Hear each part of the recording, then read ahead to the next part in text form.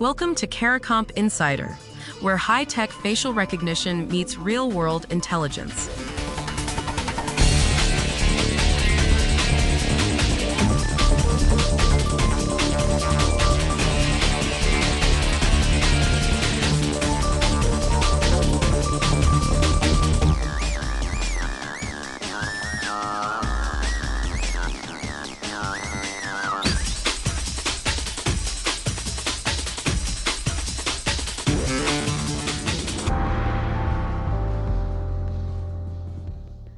Nine journalists and voice actors just sued 9 of the biggest tech companies on the planet. Their claim is simple. These companies took their voices without asking, fed them into AI models, and built products that now compete directly with the people whose voices were taken. Your voice is biometric data. It's shaped by your physiology, your pitch, your timbre, the way your vocal cords resonate. Like a fingerprint, it's unique to you. And unlike a stolen password or a compromised credit card number, you can't change it. That matters whether you narrate audiobooks for a living or you've ever left a voicemail, talked to a smart speaker, or joined a video call.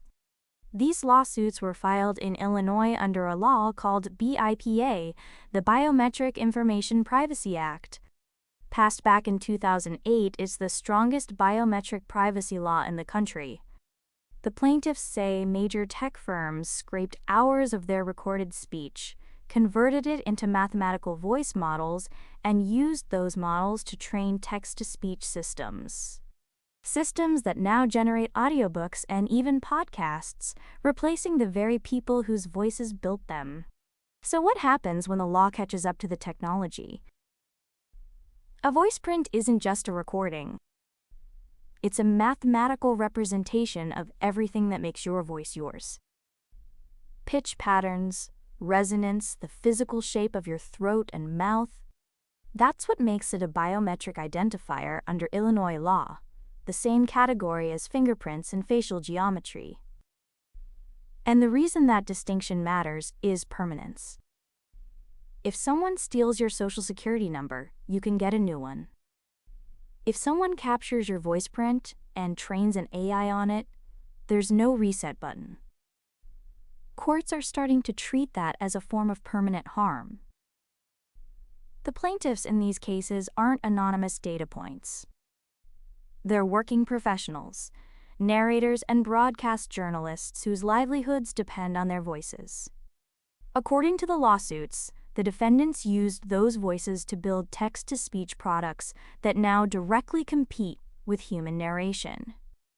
Google's text-to-speech technology, for example, is already being used by audiobook publishers as a substitute for hiring a human narrator. Google's Notebook LM tool generates full podcast-style audio overviews, synthetic conversations that sound like real hosts discussing real topics. That's not a hypothetical future threat. That's a product on the market right now, built on training data that allegedly includes voices taken without consent. And the financial exposure is enormous. Just last November, Google agreed to pay $1.375 billion to settle a case with the state of Texas over unauthorized collection of voice prints and facial data through Google Photos and Google Assistant. $1.375 billion. That wasn't a voice print case from a class of professional narrators. It was a state enforcement action over consumer data. The Illinois lawsuits could push the numbers even higher because BIPA includes something most privacy laws don't, a private right of action. That means individuals can sue directly. They don't have to wait for a state attorney general to take up their cause. That single provision has generated more than 1,400 class action lawsuits under BIPA so far. What makes these voice cases different from earlier BIPA fights over fingerprint scanners or facial recognition is the damage calculation. When a warehouse scanned employees' fingerprints without consent, the harm was a privacy violation. Real but abstract. When a tech company encodes a narrator's voice into an AI model and then sells that model to the narrator's own clients. The harm is economic displacement on top of the privacy violation. Judges notice that. Juries notice that. And for anyone who's ever recorded a podcast, narrated a training video, or even left extended voice messages, your voice data exists in systems you may never have agreed to. One detail from the complaints stands out. The plaintiffs allege these companies knew exactly how to build consent systems that comply with BIPA.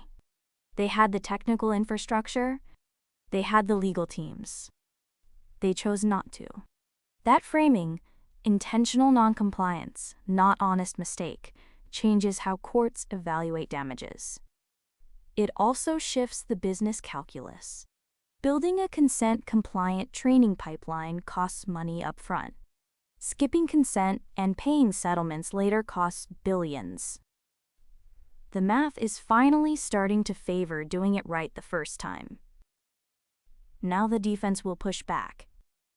AI companies are likely to argue that aggregated voice features used in training don't qualify as biometric identifiers under BIPA. If a model learns general speech patterns from thousands of voices blended together, does any single voice print get captured in a way that uniquely identifies one person? If courts define voice prints narrowly as blended statistical patterns rather than speaker-specific signatures, the plaintiffs' entire legal theory weakens.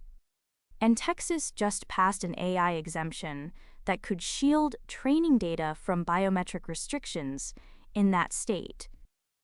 Other states might follow, which would split the legal landscape in ways that make national compliance a nightmare. The instinct is to frame this as a privacy scandal. It's actually a market correction. Companies built a billion-dollar synthetic voice industry on training data they didn't pay for because they assumed no law would make them. Illinois is making them.